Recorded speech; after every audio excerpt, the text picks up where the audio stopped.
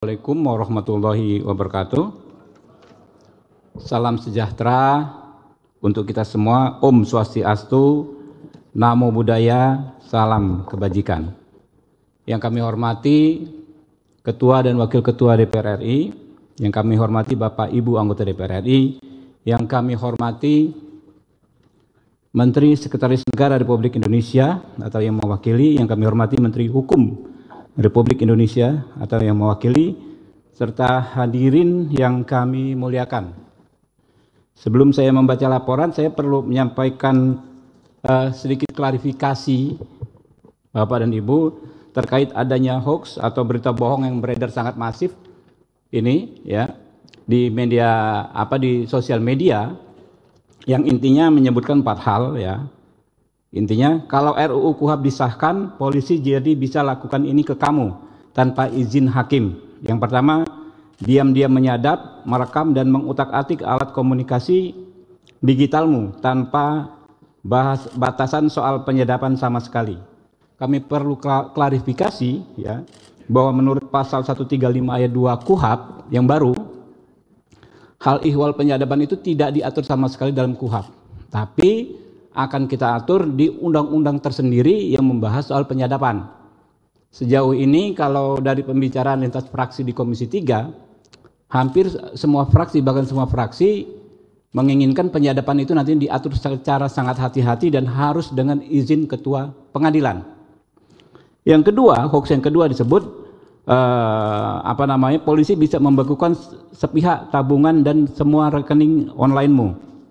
Kami perlu sampaikan bahwa menurut pasal 139 ayat 2 KUHP baru yang insya Allah ini akan kita sahkan, semua bentuk pemblokiran tabungan, kemudian data di drive dan lain sebagainya harus dilakukan dengan izin hakim, ketua pengadilan. Yang ketiga, hoaxnya disebutkan polisi bisa mengambil HP, laptop dan data elektronikmu. Menurut pasal 44 KUHP baru yang akan kita sahkan ya, bahwa semua bentuk penyitaan itu harus dengan izin ketua pengadilan negeri. Jadi tidak benar. Lalu hoax yang keempat adalah polisi bisa menangkap, melarang, meninggalkan tempat, menggeledah, bahkan melakukan penahanan tanpa konfirmasi tindak pidana. Hal ini juga tidak benar ya, bahwa menurut pasal 93 dan pasal 99 KUHP baru, penangkapan, penahanan, penggeledahan harus dilakukan dengan sangat hati-hati dan berdasarkan minimal 2 alat bukti ya. Sementara penahanan nanti kita jelaskan diatur lebih rinci. Oke. Ya, baik, kita akan lanjutkan ya. Pertama-tama kita panjatkan puji syukur kehadirat Allah Subhanahu wa taala karena atas perkenannya kita bisa menghadiri rapat yang teramat penting ini ya. Rapat seperti ini mungkin bisa terlaksana pengesahan KUHP itu 40 tahun sekali. Mengingat KUHP yang ada sekarang itu telah berusia 44 tahun. Ya. KUHP baru menuju keadilan yang hakiki. Komisi 3 ya, bersama rekan-rekan pemerintah mengucapkan syukur alhamdulillah atas telah selesainya pembahasan RUU tentang KUHP yang sangat dibutuhkan oleh seluruh penegak hukum di negeri ini, yang akan ya mendampingi penggunaan KUHP ya. KUHP itu sebagai hukum material harus dilengkapi dengan hukum operasionalnya, yaitu KUHP, dan akan bersama-sama berlaku 2 Januari 2026. Bapak-bapak, ibu-ibu ya, kami perlu sampaikan bahwa pembentukan RUU KUHP ini tidaklah terburu-buru sama sekali. Bahkan kalau hitungannya ya, saya hitung waktu kita membentuk KUHP ini lebih dari 1 tahun, dimulai dengan 6 November 2024. Saat itu kita menugaskan kepada Badan Keahlian Dewan untuk menyusun naskah akademik dan RUU. Baru 18 Februari 2025 RUU KUHP disahkan menjadi RUU usul dari DPR RI. 18 Februari itu juga surat Ketua DPR RI ke Presiden ya. Baru tanggal 19 Maret 2025 surat Presiden tentang penunjukan wakil pemerintah. 19 Maret 2025 juga surat Presiden tentang penunjukan wakil pemerintah. 8 Juli 2025 ya, pembentukan Panja KUHP. Kemudian Januari sampai November 2025 itu penyerapan aspirasi masyarakat ya secara luas ya sampai 140 orang. Kemudian 13 November pembahasan tingkat pertama RUU KUHP. Hadirin yang kami muliakan ya, KUHP ini dalam penyusunan KUHP ini kami semaksimal mungkin berikhtiar untuk memenuhi apa yang disebut meaningful participation atau partisipasi yang bermakna. Sejak ya Februari 2025 Komisi 3 DPR RI telah mengunggah ya naskah RUU tentang KUHP ke laman DPR Go.id dan melakukan pembahasan DIM secara terbuka. Kemudian telah dilakukan RDBU dengan setidaknya 130 pihak dari berbagai elemen masyarakat, akademisi, advokat, serta elemen penegak hukum. Lalu kita juga sudah melakukan kunjungan kerja ke Jawa Barat, Yogyakarta, Kepulauan Riau, Sumatera Utara, Sumatera Selatan, Sulawesi Utara, Bangka Belitung, Jawa Timur, Gorontalo, Sumatera Utara, Banten, Sulawesi Tenggara, Aceh, Nusa Tenggara Barat untuk menyerap aspirasi masyarakat. Kami juga sudah menerima masukan tertulis dari ratusan kelompok masyarakat dalam kurun waktu 4 bulan terhitung sejak 8 Juli 2025. Bapak Ibu, kemudian seluruh fraksi dan anggota Komisi 3 DPR RI secara bulat menyetujui RUU KUHP dilanjutkan ke pembicaraan tingkat 2 pada rapat paripurna. Bapak Ibu, ya, ada sedikit perbandingan antara KUHP lama dan KUHP baru. KUHP lama ya, KUHP itu pada intinya adalah undang-undang yang mengatur interaksi antara negara yang diwakili aparat penegak hukum dengan warga negara yang merupakan orang yang bermasalah dengan hukum. Ya, di KUHP yang lama negara itu terlalu powerful, aparat penegak hukum terlalu powerful. Ada di gambar yang sebelah kiri ya, yang merah itu. Kalau di KUHP yang baru ya, warga negara diperkuat, diberdayakan, haknya diperkuat ya, melalui juga penguatan profesi advokat sebagai orang yang mendampingi warga negara. Kemudian di KUHP yang baru ini kita sudah melakukan akomodasi maksimal terhadap kelompok rentan ya. Dalam RUU ini kita mencantumkan pengaturan spesifik untuk kelompok rentan, penyandang disabilitas. Pasal 145 ayat 1 menjamin hak atas pelayanan dan sarana prasarana berdasarkan ragam penyandang disabilitas. Pasal 228 ayat 1 mengatur pengangkatan pendamping disabilitas sebagai juru bahasa. Selain itu, penjelasan pasal 236 pasal terkait alat bukti saksi mengenai hak penyandang disabilitas untuk dapat menjadi saksi walaupun tidak ia lihat sendiri, tidak ia dengar sendiri ya, secara langsung ya, penyandang disabilitas harus dapat secara bebas dan tanpa tekanan menyampaikan kesaksiannya untuk kekuatan hukum yang sama. Jadi gini, ada kekhususan untuk penyandang disabilitas dalam bersaksi. Kalau saksi orang biasa bukan disabilitas, dia harus melihat sendiri, mengalami sendiri, mendengar sendiri.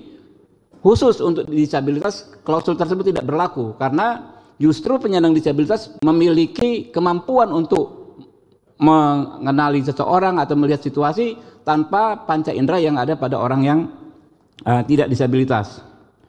Kemudian hal kedua terkait hak perempuan, akomodasi kelompok rentan. Hak perempuan diatur di pasal 147 ayat 2 yang menjamin hak untuk mendapatkan perlakuan yang bebas dari sikap merendahkan, menyalahkan dan mengintimidasi, serta hak untuk mendapatkan pendampingan dan pertimbangan spesifik berbasis kerentanan dan kebutuhan gender. Hak lanjut usia, ya, hak lanjut usia juga diatur. Bukan hanya hak kelompok rentan yang di KUHP lama nggak diatur, bukan hanya hak perempuan yang di KUHP lama nggak diatur, hak lansia di KUHP lama nggak ada, di KUHP baru diatur. Ya, hak lansia pasal 148 ayat 2 menjamin hak atas pelayanan, sarana dan prasarana khusus. Selain itu terhadap kewajiban khusus bagi penegak hukum untuk melakukan asesmen sesuai dengan masukan masyarakat. Pasal 5 huruf D menyeli dan pasal 7 huruf N, penyidik diberi kewenangan untuk melakukan asesmen untuk mengupayakan rujukan bagi kebutuhan khusus perempuan dan kelompok rentan. Nah, kemudian KUHP baru secara spesifik ya mengatur larangan atau perlindungan warga negara dari penyiksaan, yang mana di KUHP yang lama nggak ada sama sekali ya. Jadi kita bayangkan kalau KUHP lama terus berlangsung hingga saat ini, tiap hari akan ada korban. Makanya di KUHP baru disebut pasal 143 huruf M, hak saksi, pasal 144 huruf Y, hak korban secara tegas menjamin hak bebas dari penyiksaan, intimidasi, perbuatan tidak manusiawi yang merendahkan harkat dan martabat manusia selama proses hukum. Ini diusulkan dari Universitas Indonesia melalui saudara Taufik Basari. Selain itu, pasal 30 ayat 2 mengatur bahwa pemeriksaan direkam menggunakan kamera pengawas sebagaimana mekanisme pengawasan dan pencegahan praktik penyiksaan. Jadi dalam pemeriksaan menurut KUHP baru itu harus ada kamera pengawas. Jadi ini sangat memperkecil ruang terjadinya penyiksaan dan intimidasi. Yang mana aturan ini di KUHP lama tidak ada, gitu loh. Kita lihat beberapa kali kasus yang terungkap di Komisi 3 bahwa terjadinya kekerasan itu terungkap dari adanya kamera pengawas. Gitu. Nah, berikutnya soal syarat penahanan. Di KUHP lama, ya, warga negara yang bermasalah dengan hukum bisa ditahan hanya dengan 3 kekhawatiran yang subjektif. Yang pertama, kekhawatiran menimbul tersangka atau terdakwa melarikan diri, kekhawatiran tersangka atau terdakwa menghilangkan alat bukti, kekhawatiran tersangka atau terdakwa mengulangi tindak pidana. Jadi hanya berdasarkan 3 kekhawatiran yang sifatnya sangat subjektif, seseorang bisa ditahan menurut KUHP lama. Kalau pengaturan di KUHP baru, maka pengaturannya lebih objektif. Ada 8 hal. Ya, penahanan dilakukan jika 1, terdakwa atau tersangka mengabaikan panggilan penyidik sebanyak 2 kali berturut-turut tanpa alasan yang sah. Ini kan objektif. Kedua, memberikan informasi yang tidak sesuai fakta pada saat pemeriksaan. 3, menghambat proses pemeriksaan. Keempat, berupaya melarikan diri. Kelima, berupaya merusak dan menghilangkan barang bukti. Keenam, melakukan ulang tindak pidana. Ketujuh, terancam keselamatannya atas persetujuan atau permintaan terdakwa sendiri. Kedelapan, mempengaruhi saksi untuk mengatakan kejadian yang tidak sebenarnya. Jadi di KUHP lama itu penahanan itu sangat subjektif, bisa seleranya penyidik saja, suka-sukanya. Di KUHP yang baru tidak, gitu loh. Itu perbandingannya. Syarat penahanan, nah kemudian bantuan hukum, ya. Secara spesifik di KUHP lama nggak ada soal bantuan hukum. Di KUHP baru diatur secara spesifik dan tegas. Pasal 142 huruf G menjamin hak tersangka terdakwa untuk mendapat jasa hukum atau bantuan hukum. Pasal 142 menjamin hak untuk memilih atau mendapatkan pendampingan advokat. Yang lalu jaminan hak tersangka, ya. Di KUHP lama, ya, hak tersangka sangat terbatas, hak untuk segera diperiksa, diberitahu sangkaan, didampingi penasihat hukum terbatas. Di KUHP baru, hak tersangka, hak untuk menolak memberikan keterangan, hak berkomunikasi yang lebih luas, hak salinan BAP, hak mengajukan keadilan restoratif, serta perlindungan khusus bagi kelompok rentan, penyandang disabilitas dan perempuan. Selain itu, RUU KUHP atau KUHP yang baru secara tegas menegaskan larangan penyiksaan, lalu memperlihatkan peningkatan standar fairness. Nah, ini yang penting. Berikutnya peran advokat. Ya, di KUHP yang lama, ya, seseorang warga negara yang berurusan dengan hukum baru bisa didampingi advokat ketika statusnya sudah menjadi tersangka. Jadi kalau dipanggil, ada seseorang dipanggil baru sebagai saksi, itu nggak wajib didampingi oleh advokat. Nah, di KUHP yang baru seseorang sejak awal bisa didampingi oleh advokat, bahkan ketika belum berstatus sebagai saksi, baru pemberi keterangan pun sudah bisa didampingi oleh advokat. Nah, di KUHP lama juga aturannya seorang advokat itu hanya bisa duduk, mencatat dan mendengar, nggak bisa debat, nggak bisa berargumentasi. Sementara di KUHP baru advokat bisa menyampaikan keberatan dan keberatannya itu harus diakomodir dalam BAP. Jadi kita bisa membayangkan nanti advokat kita seperti advokat di film-film Amerika, bisa debat dengan penyidik membela kepentingan kliennya. Ya. Tepuk tangan dong. Ya, teman-teman. Kemudian penguatan pra-peradilan. Nah, ini penting nih, teman-teman. Di KUHP lama itu pra-peradilannya itu sangat terbatas, ya, mengenai hak sah tidaknya penangkapan dan lain sebagainya. KUHP yang baru ini sangat-sangat progresif yang bisa dilakukan pra peradilan. Yang pertama, sah atau tidaknya upaya paksa, kemudian sah atau tidaknya penghentian penyidikan, sah atau tidaknya permintaan ganti rugi, sah atau tidaknya penyitaan benda atau barang yang tidak ada kaitannya dengan tindak pidana. Kemudian penuntutan terhadap penanganan perkara tanpa alasan yang sah. Nah, yang ini yang saya sebutkan terakhir itu dikenal dalam bahasa Inggrisnya itu undue delay. Jadi kalau kita melaporkan perkara ke aparat penegak hukum, kadang-kadang bertahun-tahun nggak diproses, kita nggak bisa ngapa-ngapain. Nah, dengan KUHP yang baru, maka hal tersebut menjadi objek pra peradilan.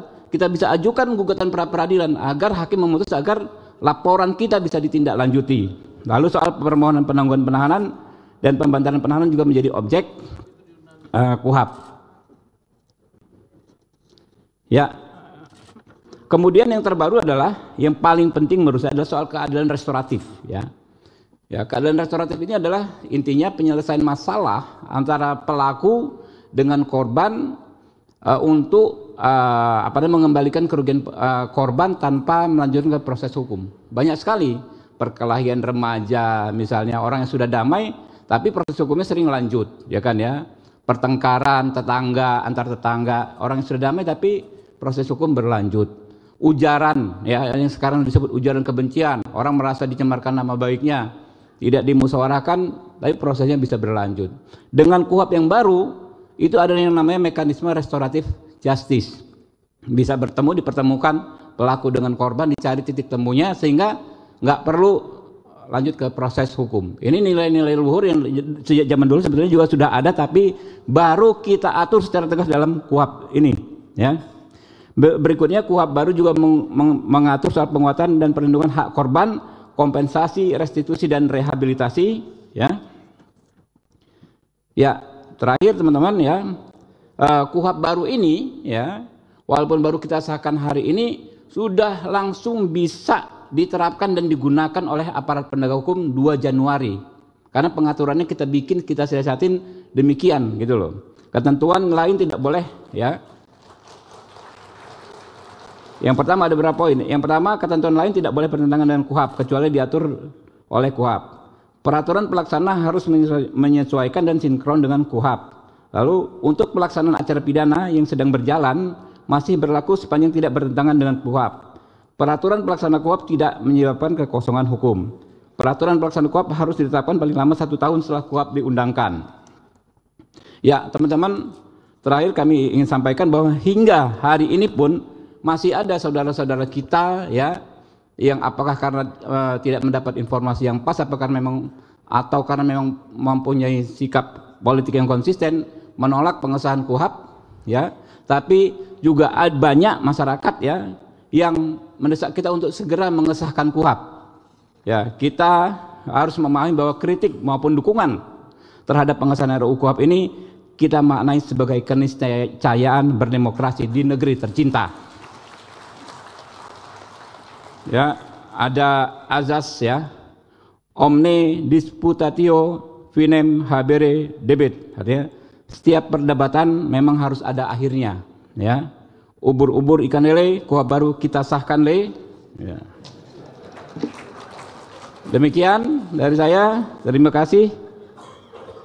Wassalamualaikum warahmatullahi wabarakatuh. Salam, Om Santi Santi Om, Namo Buddhaya, salam kebajikan. Jakarta, 18 November 2025. Pimpinan Komisi 3 DPR RI, Ketua Dr. Haji Habibur Rahman, SMA A88.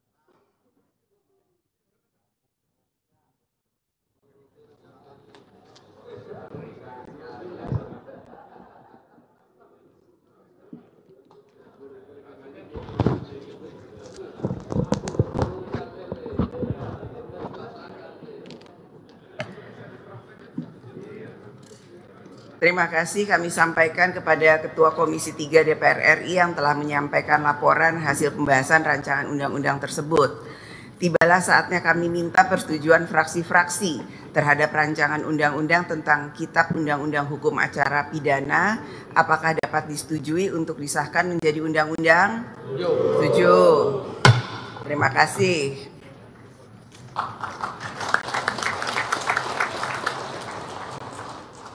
Tadi penjelasan dari Ketua Komisi 3 saya rasa cukup bisa dipahami dan dimengerti sekali.